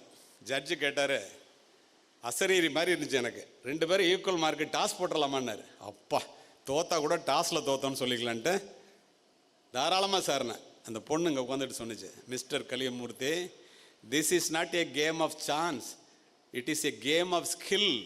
சீட்டு குலுக்கி போட்டு முடிவு செய்கிறது இல்லைடா துப்பாக்கி சுடுறது, திறமையின் அடிப்படையில் முடிவு செய்கிறது. உனக்கு தைரியம் இருந்தால் வா திரும்ப சொல்லலான்னுச்சு. கேட்டுங்க எல்லாரும், ஆண்கள் மாணவர்கள் கேட்டுங்க. வேறு வழி எஸ்ன்ட்டேன். ஜட்ஜு திரும்ப டை ஆகிடக்கூடாதுன்னு 10 ரவுண்டு கொடுத்தான். 10 ரவுண்டு தான் அதில் லோட் பண்ண முடியும். உலகத்தில் உள்ள தெய்வங்கள் எல்லாரையும் வேண்டிட்டு நான், ஏன்னா 4 முதல்ல சுடணும், உயிரை கையில் பிடிச்சிட்டு சொல்கிறேன். 10 ரவுண்டுக்கு 9 ரவுண்டு புல்லு, 1 ரவுண்டு இன்னர். என் லைஃப்லேயே அப்படி சுட்டதில்லை நான். இந்த பொண்ணு அங்கேருந்து வச்சு ஒரே மூச்சில் 10 ரவுண்டை சுட்டுச்சு. 10க்கு 10 புல். நான் தோற்று போய்விட்டேன். இனிமேல் தான் கிளைமேக்ஸ். துப்பாக்கி தூக்கி கீழே போட்டேன். ரொம்ப உணர்ச்சி வசப்பட்டேன் நான். அந்த பொண்ணு வந்து அதை தொடச்சி எடுத்து கையில் கொடுத்துட்டு ஒரு சல்யூட் அடிச்சிச்சு. கேரளா ஐபிஎஸ் ஆஃபீஸர், அர்ச்சனான்னு பேர். பதட்டப்பட்டு நான் எந்திரிச்சு, நாலமா உனக்கு அடிக்கணும், நீ ஜெயிச்சிட்டே அப்படின்னேன். அந்த பொண்ணு என்ன சொன்னிச்சு தெரியுமா? கேட்டுங்க. கலியமூர்த்தி அவர்களே, என்னிடம் தோற்றதற்காக இப்படியெல்லாம் நீங்கள் உணர்ச்சி வசப்பட வேண்டிய அவசியம் இல்லை, இன்னும் உங்களுக்கு இருக்கு. இப்படி நிமிர்ந்து பார்த்தேன். நான் யார் தெரியுமா? உங்களிடம் 3 முறை தங்கப்பதக்கத்தை பறிகொடுத்த அச்சுதன் நாயரினுடைய மகள் நான் என்றது. அச்சுதன் நாயர் பின்னாலேருந்து எந்திரிச்சு வர்றாரு. நான் தலையை கீழே போட்டு வெளியில் போனேன். உங்கள் திறமை என்னன்னு தெரிஞ்சுக்கிட்டீங்களா? எந்த துறையாக இருந்தாலும் இதுதான். இன்று நீங்கள் இல்லாத துறையே கிடையாது. போப்ஸ் மேகசின் வந்து பெண்களுக்கான யாரெல்லாம் வந்து உலக பணக்காரர் பட்டியலை வெளியிடுறான். 141 பேரில் 57 பேர் பெண்கள். அமெரிக்காவில் உள்ள பெரிய சிஇஓஸில், தமிழ்நாட்டிலேருந்து போன சிஇஓஸில் பாதி பேருக்கு மேலே பெண்கள். உங்களுக்கு நிறைய பேருக்கு தெரியாது. எல்லா துறைகளிலும், விமானம், இராணுவம், தரைப்படை, எல்லாத்துலேயும் வந்துட்டாங்க. அவ்வளவு திறமைகள் உங்களிடம் இருக்கிறது என்பதையும் மனதிலே பதிய வைத்துக் கொள்ளுங்கள். சரி, இவ்வளோ திறமையும் வீணாகிறது எப்படி வீணாகுது? எல்லா இளைஞர்களும் எதிலே ஆழ்ந்து போகிறீர்கள்? எதனால் கெட்டு போகிறீர்கள்? உங்களுக்கே தெரியும். ஒருத்தர் பக்கத்தில் பார்த்து சொல்கிறீங்க. அருமை மாணவ செல்வங்களே, செல்ஃபோனை கண்டுபிடிச்ச, ஆப்பிள் ஃபோனை கண்டுபிடிச்ச ஸ்டீவ் ஜாப்ஸ் சொன்னால், apple proved that a cell phone can change the world within 10 years. Every once in a while a revolutionary product comes along and changes everything. My magical product, that is cell phone, reshaped the culture, shaken up the industries, put computer in millions of packets and made it possible to know everything within a few tap on the screen. தமிழில் சுருக்கமாக நமக்கு வேண்டியதை மட்டும் எடுத்துக்குவோம். ஒரு கையகல cellphone வந்து ஒரு ஆணுக்கும் பெண்ணுக்கும் இடையே உள்ள இடைவெளியை ஒன்றுமே இல்லாமல் ஆக்கிவிட்டது. ஒரு கையகல செல்ஃபோன் வந்து இரவு 9 மணிக்கு மேல் போர்வைக்குள்ளே எரிகின்ற செல்ஃபோன் வெளிச்சத்தினால் பல குடும்பங்கள் இருளிலே மூழ்கி கொண்டிருக்கின்றன என்பதை காவல்துறை அதிகாரியாக நாங்கள் அறிவோம். ஒழுக்கத்தை உருவாக்கி வளர்ப்பதுதான் கல்வியினுடைய தலையாய குறிக்கோள். ஒழுக்கத்தை தராத கல்வியும் விளைச்சலை தராத வயலும் வீணானது. கல்வியின் பயன் அறிவு, அறிவின் பயன் பண்பாடு, பண்பாட்டின் பயன் ஒழுக்கம், தனி மனித முன்னேற்றமும் இந்த சமுதாயத்தின் வளர்ச்சியும் ஒழுக்கத்தின் பால்பட்டது.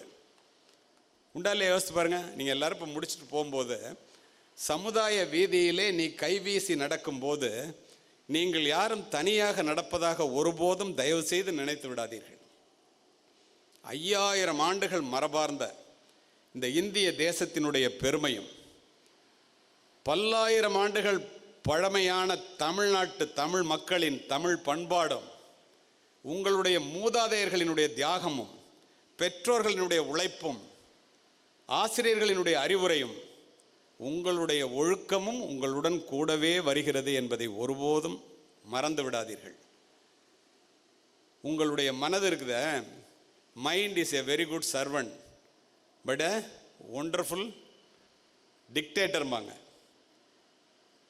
அந்த மனதை அடக்கி ஆள கற்றுக்கொள்ள தெரிந்தவர்கள் மட்டுமே இள வயதிலே புயல் போல வருகின்ற உணர்ச்சிகளை யாரெல்லாம் அடக்கி ஆள கற்றுக்கொள்ளுகிறீர்களோ அவர்களால் மட்டுமே வாழ்க்கையிலே ஒழுக்கமாக வாழ முடியும். கண்ணில் பார்ப்பதையெல்லாம், நாம் மனம் நினைப்பதையெல்லாம் அடைய வேண்டும் என்று ஒருபோதும் ஆசைப்படாதீர்கள். அது முடியாது. அதற்கு நிறைவே கிடையாது, அளவே கிடையாது. எப்படி களைகளை அகற்றி ஒரு தோட்டக்காரன் ஒரு பயிரை வளர்த்தெடுக்கிறானோ, உன் மனதிலே வருகின்ற கெட்ட எண்ணங்கள் உள்ளே நுழையாமல் ஒரு காவல்காரனைப் போல இருந்து நல்ல எண்ணங்களை மட்டும் மனதிலே வைத்து கொண்டால் நீ என்ன படிக்கிற, என்ன இருக்கிறதெல்லாம் அப்புறம். ஒழுக்கமாக வாழ நீ தெரிந்து கொண்டால் உன்னை விஞ்ச யாரும் இல்லை. இந்த ஒழுக்கக்கேட்டை உருவாக்குவது செல்ஃபோன். இதை ஏன் இப்படி சொல்கிறேன் தெரியுமா? அதிவேக இன்டர்நெட் இணைப்புகள் மூலம் ஒரு சொடுக்கிலே திரையிலே வந்து விழுகின்ற ஆபாச படங்கள் என்ற வெள்ளம் உன்னுடைய ஆசிரியர்களும் பெற்றோர்களும் சொல்ல தயங்குவதை காவல்துறை அதிகாரியாக பதிவு செய்கிறேன். இந்த கல்லூரியினுடைய நலன் கருதி கவர்ச்சியை கடைவிரித்து காசு பண்ணுகிறார்கள். பசி, உறக்கம், தாகம் போல காமம் என்பதும் ஒரு உணர்வு. இதை இந்த வருஷம் ஃபோன் ஃபிக்ஷன் எனும் காமரசம் ததும்பும் இணையதளங்களை பார்த்த இந்திய இளைஞர்களினுடைய எண்ணிக்கை 2 கோடி. எத்தனை பேருக்கு தெரியும்? ஒரு மாதத்துக்கு முன்னால் உங்களை மாதிரி 16-17 வயதுடைய மாணவர்கள் 27 பேரை டெல்லி காவல்துறை இரவோடு இரவாக காவல் நிலையத்திற்கு தூக்கி கொண்டு அள்ளி கொண்டு போய்விட்டார்கள். தெரியுமா உங்களுக்கு? காலையிலே 54 பெற்றோர்கள் கண்ணீரும் கம்பளையுமாக டெல்லியில் உள்ள காவல் நிலைய கதவுகளை தட்டுகிறார்கள். அவன் செஞ்ச தப்பு என்ன தெரியுமா? ஒரு இன்ஸ்டாகிராம் பேஜ் ஆரம்பிக்கிறான். அந்த பேஜோட பேரு பாய்ஸ் லாக்கர் ரூம். அத்துணை பெண்களினுடைய அசிங்கங்களும் அதில் அரங்கேறுகின்றன. ஒரு பொண்ணை டார்கெட் பண்ணி என்ன செய்யணும்னு முடிவு பண்ணுறான். பொள்ளாச்சியில் நடந்த சம்பவத்தை போல ஒரு சம்பவம் நடக்க இருக்கும்போது யார் செஞ்ச புண்ணியமோ ஒரு ஸ்க்ரீன்ஷாட் அந்த இன்ஸ்டாகிராம்லேருந்து லீக் ஆகிடுச்சு. டெல்லி காவல்துறை விழித்து கொண்டது. இரவோடு இரவாக அத்தனை பேரையும் பிடித்து கொண்டு போய்விட்டார்கள். பெற்றோர்கள் கண்ணீரும் கம்பளையுமாக காவல் நிலையத்தில் சென்று, என் பொண்ணு ஃபோட்டோ வந்துடக்கூடாது, என் பையன் பேர் வந்துடக்கூடாது, பாஸ்போர்ட் கிடைக்காது, வேலை கிடைக்காது, கல்யாணம் ஆகாது, கதறுகிறார்கள். எங்கே போய் கொண்டிருக்கிறீர்கள்? இதற்காகவா உங்களை படிக்க வைக்கிறார்கள்? இப்படி நிறுவனம், இப்படி இன்ஃப்ராஸ்ட்ரக்சர், இவ்வளவு பெரிய மனிதர்கள் உண்டாக்கிய இந்த நிறுவனங்கள், வாழ்க்கையில் எல்லோரும் நீ ஒழுங்காக படித்து ஒன்று தெரிஞ்சுங்க. கல்லூரிகள் என்பது கல்வி கற்பதற்கான இடமே ஒழிய காதலிப்பதற்கான இடம் அல்ல என்பதை மனதிலே பதிய வைத்துக்கொள்ளும். இது ஒன்றை நீ தெரிஞ்சுக்கிட்டேன்னா வேறு எதையுமே நீ தெரிஞ்சுக்க வேண்டியதில்லை. எதுக்காக அந்த இவ்வளோ பெரிய இன்ஃப்ராஸ்ட்ரக்சர் கல்லூரியெல்லாம் லவ் பண்ணுறதுக்கா? சினிமாவை பார்த்துட்டு சினிமாவில் நடக்கிற மாதிரிலாம் ஒன்று நிஜமாக நடக்கவே நடக்காது. அது முதல்ல புரிஞ்சுங்க. அது மாதிரி நடக்கணும்னு நினச்சவெல்லாம் 2 விஷயத்த சொல்கிறேன். சமீபத்தில் உங்களை மாதிரி படிச்சுட்டு என்ஜினியரிங் முடிச்சுட்டு நல்ல மார்க்கோட பிஜி படிக்கிறதுக்கு அமெரிக்காவில் கிடைக்குது. விசா இன்டர்வியூக்கு போகிறாங்க படிக்கிறதுக்காக. விசா 2 தடவை அந்த பையனுக்கு ரிஜெக்ட் ஆகுது. அப்பா ப்ரொஃபஸர் காலையில் என்னை கூப்பிட்றாரு. கூப்பிட்டு, சார் என்ன சார் படிக்க போகிறதுக்கு விசா கிடைக்க மாட்டேங்குது, நல்லா படித்து நல்ல காலேஜில் கிடச்சிருக்கு சார், அப்படிலாம் சொல்ல மாட்டாங்களே அப்படின்னா. நான் கூட இந்த ட்ரம்ப் அடிக்கிற கூத்தில் ஒரு வேளை இதுவும் நிறுத்திட்டானோன்னு நினச்சேன். கொஞ்சம் பாருங்கள் சார், அமெரிக்கன் கன்சுலேட்லலாம் அப்படிலாம் சொல்ல முடியாதுங்க, கொடுங்கன்னு. என்ன காரணத்தினால ரிஜெக்ட் ஆகிருக்க வேணால் நான் தெரிஞ்சு சொல்கிறேன்ட்டு இப்போ ஐஜி இன்டெலிஜென்ஸாக இருந்த ஒரு மாபெரும் காவல்துறை அதிகாரி என்னோட எஸ்பியாக வேலை பார்த்தவர். அவருக்கு ஃபோன் பண்ணி, என்னங்க படிக்கிறதுக்கு கூட பாஸ்போர்ட் தர மாட்டீங்களா? அவர் பாஸ்போர்ட் ஆஃபீஸரில் சீஃபாக இருந்தார் அப்போ டெப்டேஷனில். அப்படிலாம் சொல்ல மாட்டாங்களே மூர்த்தினார். இல்லை சார் இன்னும் பேரெல்லாம் கொடுங்கன்னாரு. கொடுத்தேன். 3:30 மணிக்கு கூப்பிடுங்க நான் சொல்லிடுறேன்னாரு. 3 மணிக்கு அவரே கூப்பிட்டாரு. சார் 1.5 வருஷம் வீட்டில் இருந்திருக்கான் படித்து முடிச்சுட்டு. இப்போது ஆர்டிஃபிஷியல் இன்டெலிஜென்ஸ் ட்ராக்கிங் சிஸ்டம்னு ஒன்று வந்திருக்கு. எப்படி நீங்கள் செல்ஃபோனில் போய் செட்டிங்ஸில் போய் டிஜிட்டல் வெல்பீயிங் பார்த்தீங்கன்னா அதில் எத்தனை மணி நேரம் நீங்கள் பார்த்தீங்க, நேற்றைய விட எவ்வளோ நேரம் கூட பார்த்தீங்கலாம் காமிக்கிறான்ல. அதை மாதிரி அந்த டிஜிட்டல் வெல்பீயிங் சிஸ்டத்தில் உன் ஃபோன் நம்பரை போட்டால் அவன் வண்டவாளம்லாம் தண்டவாளத்தில் ஏறிடும். எத்தனையோ கோடி பேர் பார்க்குறாங்க, நம்ம பார்க்குறது எவனுக்கிட்ட தெரியும்னு நினச்சிட்டு தான் நம்ம பண்ணுறோம். அதை போய் பார்த்தா ஒரு நாளைக்கு 6 மணி நேரம் இதே பார்த்துருந்துருக்கான். இவன் போனான்னா அங்கே இருக்கிறவனெல்லாம் கெடுத்துருவான்னு விசா ரிஜெக்ட் ஆகிருக்குன்னு எழுதியிருக்கான். இப்படிலாம் நடக்கணும் உங்களுக்கு தெரியுமா? எந்த அளவிற்கு இந்த விஞ்ஞான வளர்ச்சி வளருகிறதோ அந்த அளவிற்கு அதை கண்டுபிடிக்கக்கூடிய வாய்ப்புகளும் வளர்கிறது என்பதை புரிந்து கொள்ளுங்கள். ஆடி போயிட்டார் அவங்க. ஆமாம் சார், எப்போ பார்த்தாலும் செல்ஃபோனை நோண்டிகிட்டே இருப்பான் சார், நாங்கள் இப்படி பண்ணுறான்னு தெரியலையே சார். எவ்வளவு திறமை, எவ்வளவு படிப்பு, எவ்வளவு அறிவு, கையகல செல்ஃபோன் காலி பண்ணிடுச்சு. இந்த செல்ஃபோன் நிறுவனத்தினுடைய இது எப்படி இந்த அப்ளிகேஷன் உருவாக்கப்படுகிறது என்பதை நீங்கள் அறிந்தால் வியந்து போவீர்கள். மனித மனம் இருக்கிறது, மற்றவர்கள் தன்னை பற்றி என்ன நினைக்கிறார்கள் என்பதை தெரிந்து கொள்வதற்கு இந்த மனித மனம் இயங்குகிறது. மற்றவர்களுடைய பாராட்டுக்கும் புகழ்ச்சிக்கும் இந்த மனித மனம் இயங்குகிறது என்பதை, இந்த உளவியலை இந்த செல்போன் நிறுவனங்கள் நன்றாக நம்மை விட தெரிந்து வைத்திருக்கின்ற காரணத்தினால், அதனுடைய நிரல் வரிசையையும் விஞ்ஞான தொழில்நுட்பத்தையும் அறிந்து வைத்திருக்கின்ற காரணத்தினால், செல்போன்ல இருந்து நீங்க தவறி அந்த பக்கம் அந்த பக்கம் போகக்கூடாதுன்னு உங்களை முடக்கி போட்டு விடுகிறார். எவ்வளவு நேரம் நீ செல்போன்ல இருக்கியோ அவ்வளவு நேரம் அவனுக்கு காசு.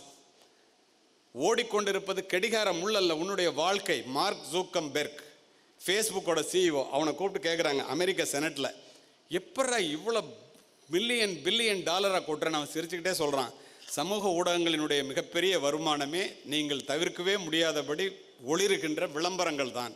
விளம்பரத்தை பார்ப்பதற்கு நமக்கு நேரம் இந்த நேரத்தில் வாழ்க்கையல்லவா பார்க்க வேண்டும். அது அத்துணையும் புரட்டி போட்டு விடுகிறதே இந்த செல்ஃபோன்.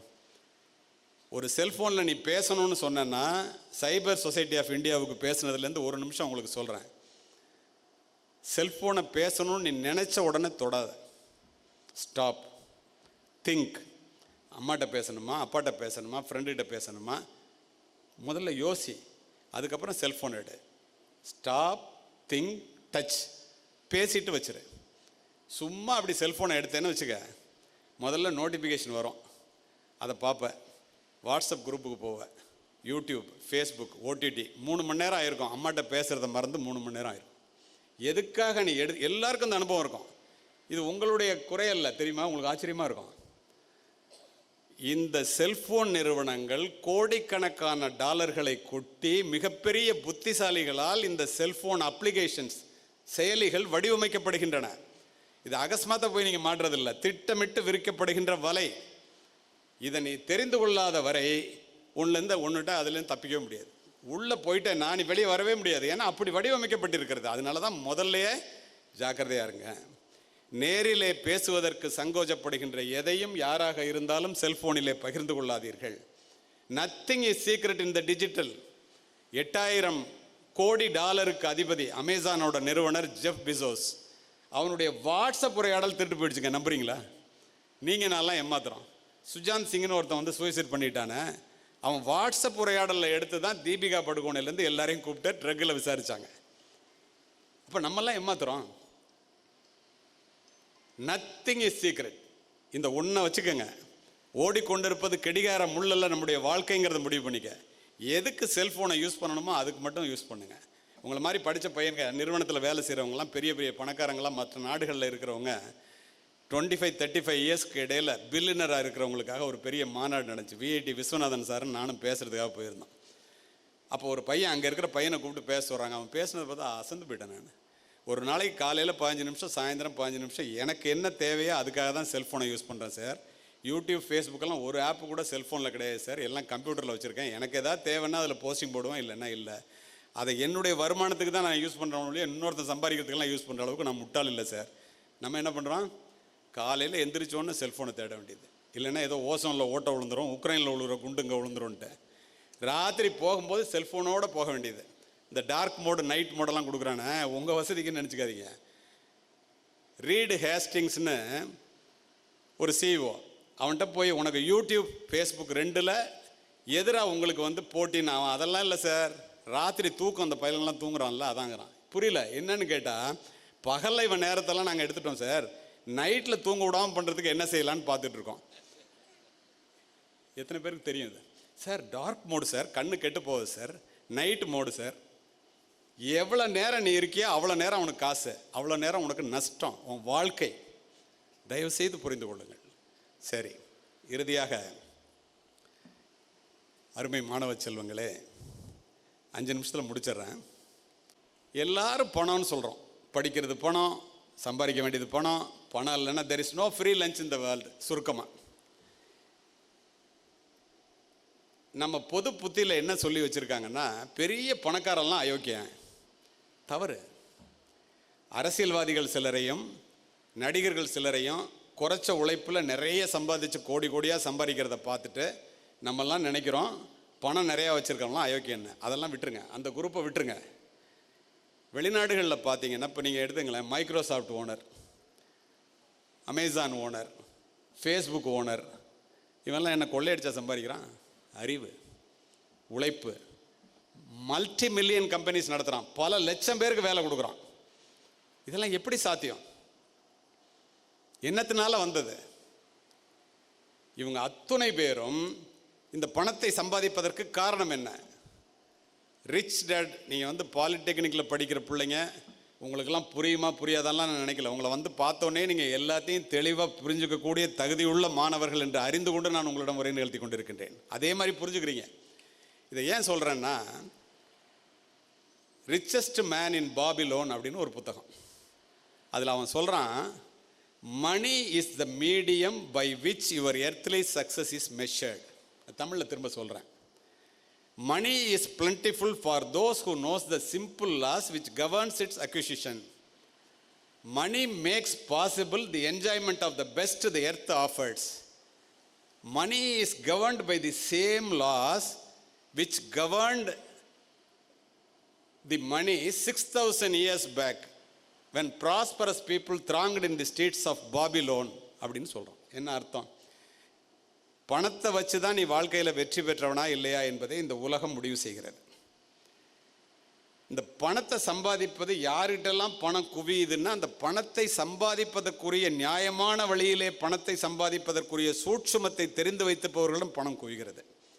ஏன் பணத்தை குவிக்கணும்னா பணம் நிறையா இருந்தால் தான் உண்ண உணவு, உடுக்க உடை, இருக்க இடம், பறக்க வந்து விமானம், நீ என்ன வாழ்க்கை வாழணுமோ, உனக்கு நல்ல பொண்ணு கல்யாணம் பண்ணணுமா, நல்ல மாப்பிள்ளை கல்யாணம் பண்ணணுமா, பிள்ளைங்களை நல்ல ஸ்கூலில் படிக்க வைக்கணுமா, பெரிய எல்லாத்துக்கும் பணம் உண்டா இல்லையா? யோசிப்பாரு.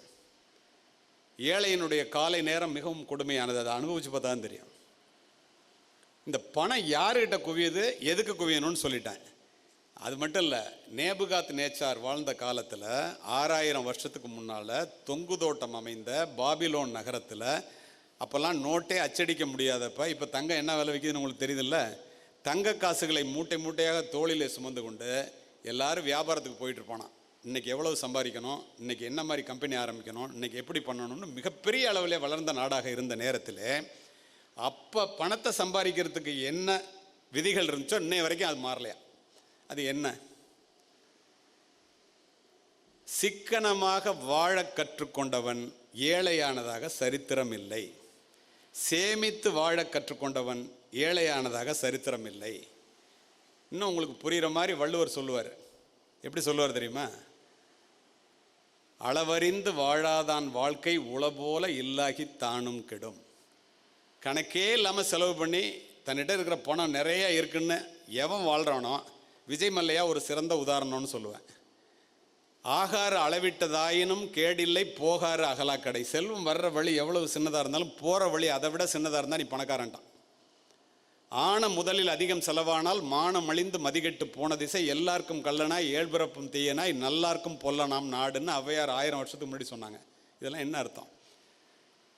பணத்தை சேமிப்பதற்கு அன்று என்னைக்குன்னா 10 தங்க காசை சேமிச்சுட்டு வருவானா, ஒரு கூடையில் போடுவானா, அடுத்த நாள் அதுலேருந்து 9 எடுத்துகிட்டு போவானா.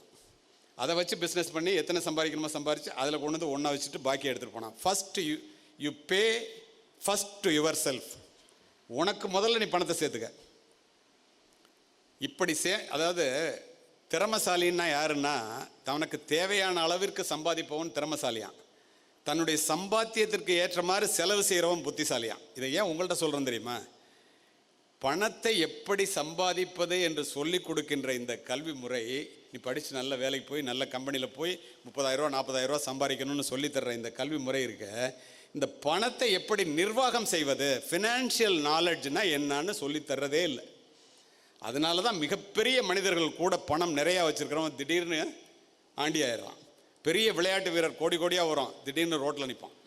காரணம், அந்த பணத்தை எப்படி நிர்வகிப்பது என்பது அவனுக்கு தெரியாத ஒற்றை காரணம்தான். அதுதான் ஃபினான்ஷியல் நாலெட்ஜ். அப்போது அது மட்டுமா? சரி, பணம் நமக்காக என்ன செய்யணும்? அருமை மாணவ செல்வங்களே, இப்போது எஜுகேஷன் கிவ்ஸ் யூ ஜாப்.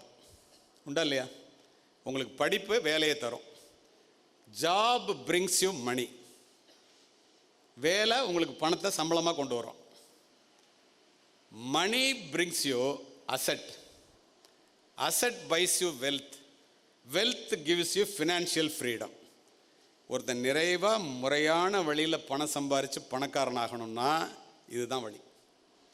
தவறான வழியில் பணம், ராபின் சர்மா சொல்லுவார், இந்தியா அமைதியையும் மகிழ்ச்சியையும் இழந்த கோடீஸ்வரர்களால் நிரம்பிக் கொண்டிருக்கிறது. யாரை சொல்கிறாருன்னு உங்களுக்கு தெரியும்.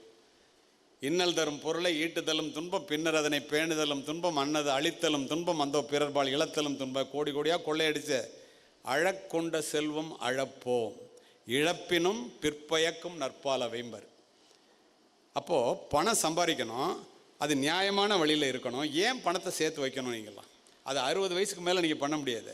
இன்றைக்கு தெரிஞ்சால் மட்டும்தான் பண்ண முடியும். அது எதுக்கு இன்றைக்கி தெரியணும், என்ன செய்யணும்? அருமை மாணவ செல்வங்களே, 60 வயசில் நீ ரிட்டையர்ட் ஆகி உன்னால் வேலையே செய்ய முடியாமல் போன பிறகு கூட, இப்போ இன்றைக்கி நீ ஒரு மாதத்துக்கு 5 லட்ச ரூபா சம்பாதிக்கிற நல்ல வேலைக்கு போயிடுறீங்கன்னு வச்சுக்கோங்க.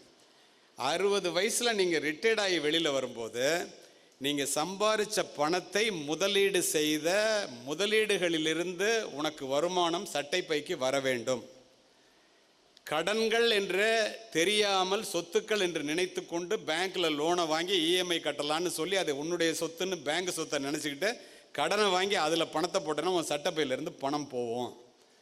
60 வயசுக்கு மேலே உனக்கு பணம் வேணும்னா இப்போலேருந்து நீ சம்பாதிக்கணும். கொஞ்சம் கொஞ்சமாக இப்போலேருந்து நீ சம்பாதிக்க ஆரம்பித்தா மட்டும்தான் உனக்கு நீ வயதான பிறகு மற்றவர்களை அண்டி வாழாமல் மரியாதையாக இந்த சமூகத்திலே வாழ முடியும். இதெல்லாம் இப்போ முடிவு பண்ண வேண்டிய விஷயம், 60 வயசில் முடிவு பண்ண வேண்டிய விஷயம் அல்ல. அதனால தான் வள்ளுவர் சொல்கிறாரு. வள்ளுவர் என்ன சொல்கிறாருன்னா அசந்து போய்ங்க. ஏன் பணம் சம்பாதிக்கணும்னு வள்ளுவர் சொல்கிறாருங்க. திருவள்ளுவர், அருள் இல்லார்க்கு அவ்வுலகம் இல்லை, பொருள் இல்லார்க்கு இவ்வுலகம் இல்லாகியாங்கு. உங்களுக்கு பொருள் சொல்ல வேண்டாம், தெரியும். அறம் செய்து வாழ்கிற நல்ல வாழ்க்கை இல்லைன்னா அந்த உலகத்தில் உனக்கு இடம் இல்லைடா, பொருள் இல்லைன்னா இந்த உலகத்திலே இடம் இல்லைன்ட்டு போயிட்டார். அதோட சொல்லலை, பணம் இல்லைன்னா என்ன செய்வான்? இல்லாரை எல்லோரும் எள்ளுவர், செல்வரை எல்லோரும் செய்வர் சிறப்பு. பணம் வச்சுருந்தா அவனை தூக்கி கொண்டாடுவான், பணம் இல்லைன்னா அவன் என்னடா அப்படின்னு எள்ளி நகையாடுவான். அது மாதிரி நம்ம இருக்கணுமா? இதெல்லாம் விட இன்னொன்று சொன்னார் பாருங்க. இப்போ நீங்கள்லாம் நம்ம நான்லாம் அது மாதிரி வந்தவன், ஏழ்மையான குடும்பத்திலிருந்து வந்தவர்கள் என்ற காரணத்தினால் எவ்வளோ கஷ்டப்பட்டிருப்போம். கொடிது கொடிது வறுமை கொடிது, அதனினும் கொடிது இளமையில் வறுமை. இந்த இடத்துல ஒன்று சொல்கிறேன். எங்கள் அப்பா 300 ரூபா பணம் வச்சுட்டு என்னை சென்ட் ஜோசப் காலேஜில் சேர்க்க போனாங்க. அங்கே இருந்த பிரின்ஸிபால் சீட்டு தரேன்ட்டார். SSLC அப்போ நீங்கள் +2 படிக்கிற மாதிரி. ஆனால் அங்கே இருந்த பக்கத்தில் ரெக்டர் ஒருத்தர் உட்காந்தவர், எந்த ஊர்னாரு? தஞ்சாவூர்னா. தஞ்சாவூர்லேருந்து திருச்சியில் வந்து எப்போ படிப்பேன், ஹாஸ்டலில் தங்கினா தான் உனக்கு சீட்டுன்ட்டார். எங்கள் அப்பா பார்த்தாங்க அப்படியே ஒரு முகத்தை, எவ்வளோ ஹாஸ்டலுக்கு ஃபீஸுன்னு அப்படியே கூனி குறுகி கேட்டாங்க. 30 ரூபா நாங்கள் கட்ட முடியாதுன்னு தெரியும். எங்கள் அப்பாட்ட சொன்னேன், அப்பா இங்கெல்லாம் படிக்க வைக்க முடியாது, நீங்கள் வச்சுருக்கிறதே 300 ரூபா தான், நெல் போட்டு வாங்க போகலான்னு போய் சரபோஜி கல்லூரிக்கு போனவன். அங்கே போய் எங்கள் அம்மாட்ட அழுதேன் நான், என்னால் சென்ட் ஜோசப் காலேஜில் மார்க் இருந்து படிக்க முடியலம்மான்னு. ஏய், வறுமை வந்து ஒரு சிறுமை இல்லைப்பா, நம்மகிட்ட எல்லாம் திறமை இருக்குடா, ஒழுங்காக படிடான்னு உங்கள் அப்பா அம்மாலாம் சொல்கிற மாதிரி சொன்னாங்க. நானும் படித்தேன். என்ன நடந்துச்சு தெரியுமா? எந்த சென்ட் ஜோசப் கல்லூரியிலே மதிப்பெண்கள் இருந்தும் பணம் இல்லாத காரணத்தினால் நான் படிக்க முடியவில்லையோ, அதை போல நூற்றுக்கணக்கான சென்ட் ஜோசப் கல்லூரிகள், அதை போன்ற நூற்றுக்கணக்கான கல்லூரிகள் இருக்கின்ற திருச்சி மாவட்டத்திற்கே மாவட்ட கண்காணிப்பாளராக மாறி அந்த கல்லூரியிலே 3 முறை முக்கிய விருந்தினராக சென்று உரை நிகழ்த்தி இருக்கின்றேன். அப்துல் கலாம் அவர்கள் உரை நிகழ்த்திய லாலி ஹாலில். படிப்பை தவிர வேறு எதால் முடியும்? இப்போ பணம் எதுக்கு வேணும்? புரியுதா உங்களுக்கு? அப்போது பணம் வேணும், அது முறையான வழியில் வரணும். வள்ளுவர் என்ன சொல்கிறார் தெரியுமா? செய்க பொருளை செருணர் செருக்கு அறுக்கும் எஃகு அதனினும் கூறியது இல்லைன்ட்டார். என்ன அர்த்தம்?